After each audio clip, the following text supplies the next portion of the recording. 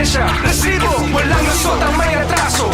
Mula sa Ormoc, Leyte, lumipad pa Maynila si Jocelyn Dovis para sa isang mahalagang misyon.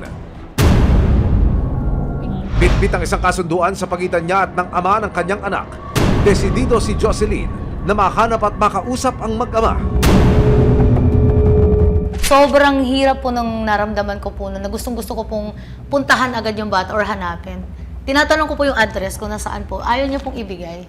Kwento ni Jocelyn, December 19, 2023. Dumalaw sa Ormoc City ang dati niyang karelasyon at ama ni Patricia na si Elvin Ordin para hiramin ang kanilang anak. So, hiniram niya po ito for Christmas and New Year. Yun po yung pangako niya sa akin. Ibabalik niya po after ng New Year yung bata. Sa akin po, para lang po magkaroon ng bonding sila ng bata, inalaw ko po yun.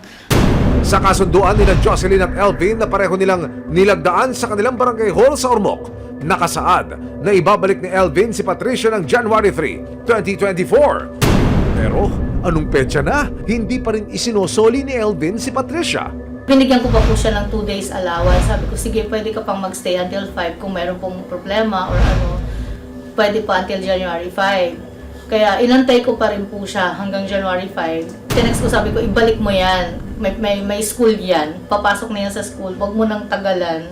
Ayon sa Family Code of the Philippines, kapag hindi kasal ang mga magulang tulad ni Jocelyn at Elvin, dapat nasa kustodiya ng biological mother ng kanilang anak. Kaya naman si Jocelyn, desididong ipaglaban ang kanyang karapatan.